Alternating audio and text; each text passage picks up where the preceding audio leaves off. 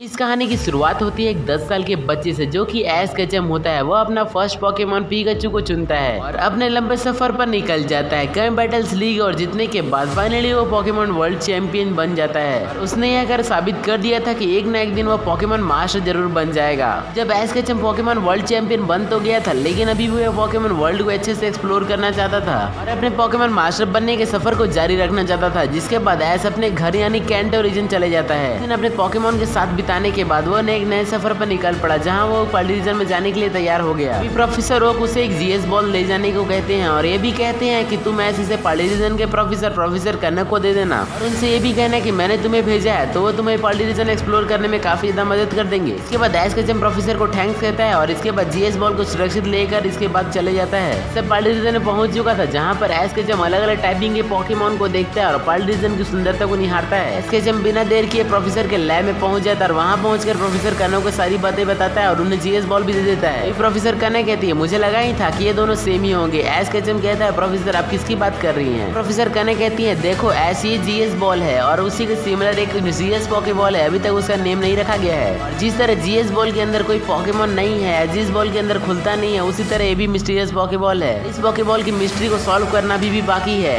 तो thank you है GS ball को मेरे पास लाने के लिए। अब मैं इसे काफी ज्यादा रिसर्च में मेरा हेल्प होगा। ऐश कहता है कोई बात नहीं प्रोफेसर, ये तो मेरा फर्ज था। वैसे तुम यहाँ किस काम से आए हो? प्रोफेसर कनक कहती हैं। प्रोफेसर कनक कहता है मैं वर्ल्ड चैंपियनशिप में पार्टिसिपेट कर पोकेमॉन वर्ल्ड चैंपियन बन चुका हूँ, पर मुझे अभी भी पोकेमॉन मास्टर बनने के सफर पर नए नए पोकेमॉन को जानने, पकड़ने और उनके बारे में जानने का भी शौक है। इसके बाद प्रोफेसर कनक कहती है ये तो बहुत अच्छी बात है यार, तो क्या तुमने सोचा है कि अब तुम क्या करने वाले हो, कहाँ जाने वाले हो? सरप्राइज होते हुए कहता है हाँ प्रोफेसर, मैंने सोचा है कि मुझे आगे क्या करना है। अब मैं पर्ल रीजन में ट्रैवल करने वाला हूँ, यहाँ के पोकेमॉन को एक्सप्लोर करूंगा, उन्हें पकड़ूंगा और बहुत सारी न्यू चीजें करूंगा। अच्छा ये बात है यार। प्रोफेसर कनक कहती है मैं तुम्हें तुम्हारी ये सोच रखने वाले एक ट्रेनर से मिलाना चाहूंगी। वो हमारे लेबोरेटरी के पास ही रहता है और तुम्हें पर्ल रीजन को एक्सप्लोर करने में मदद करेगा। इधर आ रहा प्रोफेसर कनक कहती है ये हमारे वर्ल्ड चैंपियन ऐश केचम, क्या सच में आप पोकेमॉन के वर्ल्ड चैंपियन हो? हैरानी से पूछता है। तो प्रोफेसर कनक कहती है हाँ बिल्कुल, ये हमारे वर्ल्ड के न्यू वर्ल्ड चैंपियन है। इसके बाद रॉय ऐश को हेलो कहता है और ऐश भी रॉय को हेलो कहता है और ये कहता है कि मेरा पोकेमॉन पिकाचू। रॉय कहता है मास्टर ऐश आपका तो पिकाचू काफी ज्यादा प्यारा है। ऐश और रॉय प्रोफेसर से लैब से निकल कर बाहर आ जाते हैं। तभी अचानक से मौसम बदलने लगता है और तेज हवा और तूफान चलने लगता है। तब रॉय कहता है हाँ मैंने जैसे सोचा था वैसा ही है, मुझे जल्दी वहाँ पे पहुँचना होगा। तब ऐश कहता है क्या बात कर रहे हो तुम इतना ज्यादा घबराए क्यों हुए हो? तब रॉय कहता है मास्टर ऐसा हमारे रिसर्च के अकॉर्डिंग यहाँ पर जैप्डोस आने वाला है और हमारे शहर में टावर के पास आने वाला है, क्योंकि जैप्डोस को ज्यादा एनर्जी की जरूरत होता है, तब वहाँ पर हमारे पास आता है। और वो टावर के पास इसलिए आता है क्योंकि उसमें ज्यादा इलेक्ट्रिसिटी होता है और वो ज्यादा इलेक्ट्रिसिटी का यूज करके अपनी पावर को बढ़ाता है। ऐश कहता है अच्छा। और फिर रॉय ऐसे कहता है आपको तो पता ही है इसमें मजेदार क्या है, मेरे लिए पहले बार होगा जब मैं किसी लेजेंडरी पोकेमॉन को देखूंगा। तब ऐश कहता है ये तो बहुत अच्छी बात है। अपने चार्जर को बाहर निकालता है, रॉय के साथ अपने उस टावर पे पहुंच जाता है। पर वो लोग देखते हैं कि वहाँ जैप्डोस भी आ चुका है, लेकिन वहाँ उसके अलावा में एक ट्रेनर और भी होता है। तभी ऐश मुस्कुराता है और कहता है ये अच्छा टाइम है बैटल करने का। चार्जर फ्लेम थ्रोअर का यूज करो,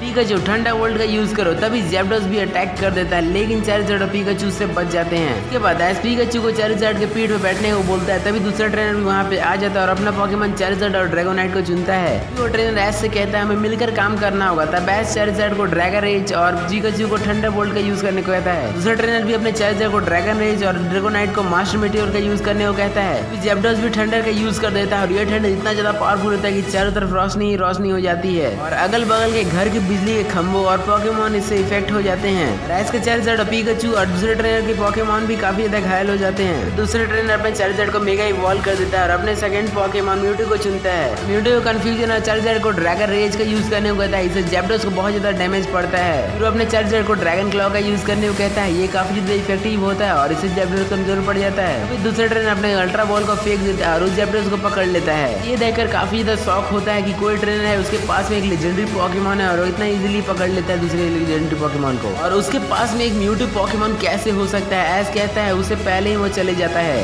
दूसरे ट्रेनर के बारे में सोचता हुआ रॉय के साथ बीच के किनारे पे आ जाता है ताकि उसका मन बहल सके। अभी वो देखता है कि कुछ लोग एक बच्चे को घेर कर उसके परेशान कर रहे होते हैं और उसके पोकेमॉन भी छीन रहे होते हैं। देखा है उस बच्चे को बचाने के लिए पिकाचू को ठंडा बोल्ट का यूज करने को कहता है, लेकिन तभी उस गैंग के लोग जो है ऐश के ऊपर हमला कर देते हैं। लेकिन तभी अचानक से एक चार्जर आता है और ऐश को उन पोकेमॉन से बचा लेता है। तभी ऐश पिकाचू को ठंडा बोल्ट का यूज करने को कहता है, जिससे वो विलन के वहाँ से भाग जाती है। इसके बाद चार्जर और पिकाचू आ जाते हैं ऐश के पास। तभी वो दूसरा ट्रेनर भी आ जाता है जिसका वो चार्जर होता है। उस लड़के के पास जाकर उसे गले लगा लेता है, फिर ऐश को ठेंग थैंक यू कहता है। काफी अमेजिंग बात है कि हम लोग दोबारा मिल रहे हैं, तुम मुझे काफी ज्यादा अच्छा लगे, तो ऐसे अपने बारे में कुछ बता सकते हो? एस कहता है हाँ मेरा नाम है एस केचम, मैं पहले टाउन से आया हूँ और ये मेरा पार्टनर है पिकाचू। दूसरा ट्रेनर कहता है क्या क्या तुम ही वो पोकेमॉन ट्रेनर हो जो कि पोकेमॉन वर्ल्ड चैंपियन हो? एस कहता है हाँ मैं अभी का वर्ल्ड चैंपियन हूँ। तब उस ट्रेनर के अपने बारे में बताने को कहता है। वो ट्रेनर कहता है मेरा नाम रेड है और मैं भी पहले टाउन से आया हूँ और ये मेरा काफी अच्छा फ्रेंड है, मैं भी पोकेमॉन मास्टर बनने के सफर पर निकला हूँ, तो क्यों ना एक बैटल हो जाए? तब रेड कहता है क्यों नहीं, चलो हो जाए। तब रेड कहता है ये बैटल 6 वर्सेस 6 का होगा और इसमें एक फिनोमिना का यूज कर सकते हैं।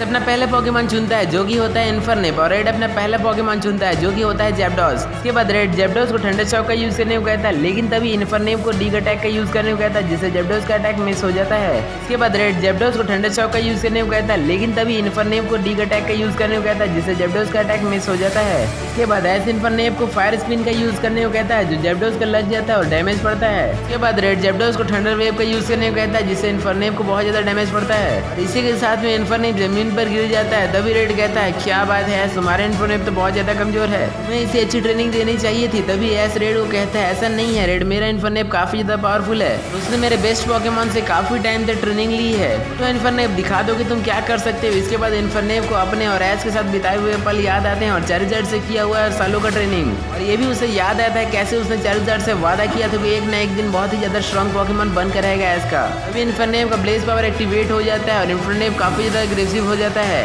इसके बाद एस कहता है ये हुई ना बात, इन्फरनेप फायर ब्लेड्स का यूज करो और ये सीधे जैप्डॉस को लग जाता है और ये काफी ज्यादा पावरफुल होता है कि जैप्डॉस की काफी ज्यादा घायल हो जाता है। फिर जैप्डॉस को एजिलिटी का यूज करने को कहता है, लेकिन इन्फरनेप का इस पर कोई असर नहीं होता है। अभी एस इन्फरनेप को पूरी ताकत से फायर स्पिन का यूज करने को कहता है और चार्जर के ट्रेनिंग के बाद इन्फरनेप ने जो सीखा था वो उसे काम आ रहा था और फायर स्पिन इतना खतरनाक था कि इससे पूरे मैदान में धुआं हो जाता है। इसके बाद हम देखते हैं कि जैप्डॉस हार चुका है, इन्फरनेप अभी भी खड़ा है। इसके बाद रेड एस से कहता है क्या सच में एक नॉर्मल पोकेमॉन ने जैप्डॉस को हराया है, तो काफी ज्यादा अमेजिंग है। इसके बाद एस कहता है रेड में लेजेंडरी पोकेमॉन को कम पकड़ता हूँ लेकिन अपने पोकेमॉन को लेजेंडरी जैसा बनाता हूँ। इसके बाद एस अपना सेकंड पोकेमॉन चुनता है जो कि म्यूटू होता है। जिसके बाद रेड म्यूटू को शिफ्ट अटैक करने को कहता है। अभी एस इन्फरनेप को फ्लेम थ्रोवर का यूज करने को कहता है और दोनों ही अटैक टकरा जाते हैं। फिर एक धमाका हो जाता है, धुआं हटने के बाद हमें पता चलता है इन्फरनेप लड़ने के काबिल नहीं है और वो हार जाता है। इसके बाद एस इन्फरनेप को वापस बुला लेता है और अपने सेकंड पोकेमॉन को चुनता है, लेकिन पॉकेबॉल के बाद एस अपना सेकंड पोकेमॉन को बुलाता है लेकिन पॉकेबॉल से नहीं प्रे करके वो मैदान में आ जाता है सोलगेलियो। इसके बाद एस सोलगेलियो को सोलार बीम का यूज करने को कहता है। तभी रेड भी म्यूटू को ऑरस पेयर का यूज करने को कहता है, दोनों अटैक दूसरे से टकरा जाते हैं। ये सोलगेलियो को पूरी ताकत लगाकर आयरन हेड का यूज करने को कहता है। तभी रेड भी म्यूटू को जायंट ऑरस पेयर का यूज करने को कहता है, लेकिन सोलगेलियो उससे बचते हुए अटैक कर देता है और ये अटैक काफी ज्यादा पावरफुल होता है और म्यूटू को लग जाता है, जिसके बाद म्यूटू को काफी ज्यादा डैमेज पड़ता है। तभी रेड कहता है चलो म्यूटू का खेल खत्म करे, म्यूटू जायंट ऑरस पेयर का यूज करो।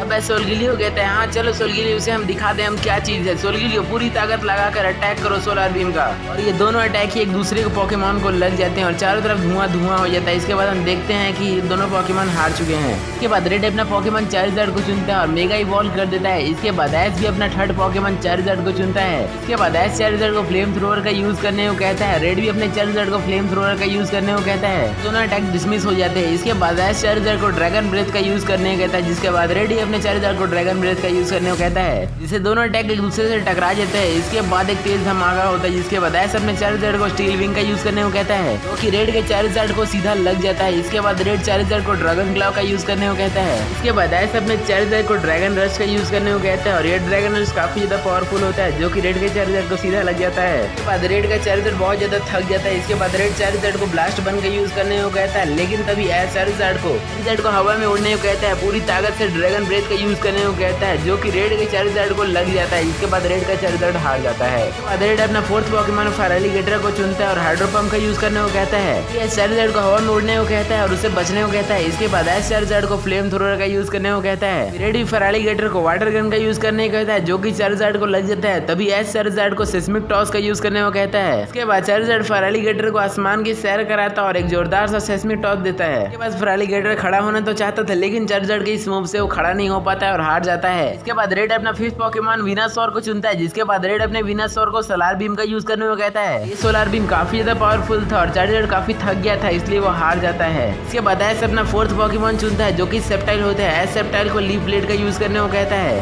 कि विनासोर के सीधे लग जाता है और काफी ज्यादा डैमेज पड़ता है विनासोर को। इसके बाद सेप्टाइल को सोलार बीम का यूज करने को कहता है। इसके बाद एस सेप्टाइल को सोलार बीम का यूज करने को कहता है। इसके बाद रेड भी विनासौर को सोलार बीम का यूज करने को कहता है, जो कि दोनों से टकरा जाते हैं। फिर एक जोरदार का धमाका होता है। इसके बाद एस सेप्टाइल को लीफ ब्लेड का पूरी ताकत से यूज करने को कहता है। रेड भी विनासौर को सोलार बीम का यूज करने को कहता है। तभी एस सेप्टाइल को कहता है, सेप्टाइल पूरी फुर्ती दिखाओ। रेड विनासौर को सोलार बीम का यूज करता है, उससे पहले ही सेप्टाइल लीफ ब्लेड कर देता है, कि विनासौर हार जाता है। इसके बाद रेड अपना लास्ट पोकेमॉन ड्रैगोनाइट को चुनता है और ड्रैगन डांस का यूज करने को कहता है। इससे ड्रैगोनाइट की स्पीड काफी ज्यादा बढ़ जाती है। इसके बाद एस सेप्टाइल को लीफ ब्लेड का यूज करने को कहता है। तभी रेड अपने ड्रैगोनाइट को ड्रैगन क्लॉ का यूज करने को कहता है। एक दूसरे को लग जाते हैं, जिसके बाद दोनों को डैमेज पड़ता है। तभी रेड अपने ड्रैगोनाइट को मास्टर मीटियोर का यूज करने को कहता है। तभी एस सेप्टाइल को पूरी ताकत से सोलार बीम का यूज करने को कहता है, जो दोनों एक दूसरे से टकरा जाते हैं। इसके बाद एक जोरदार का धमाका होता है। इसके बाद हमें पता चलता है कि दोनों ही पोकेमॉन हार चुके हैं। इसके बाद इस मैच का विनर होता है हमारा वर्ल्ड चैंपियन एस केचम। इसके बाद रेड एस को कांग्रेचुलेशन कहता है और उसे हाथ मिलाता है और इसके बाद अपने सफर पर निकल जाता है। हमारा एस केचम भी पोकेमॉन मास्टर बनने के सफर पर निकल जाता है। फ्रेंड आप लोग कमेंट करके बताओ कि ये वीडियो आपको कैसा लगा और आपको इस टाइप की और वीडियो चाहिए तो कमेंट करके बताओ। तो हाँ गाइस, आज की वीडियो में इतना ही। मिलते हैं नेक्स्ट वीडियो में, तब तक के लिए बाय।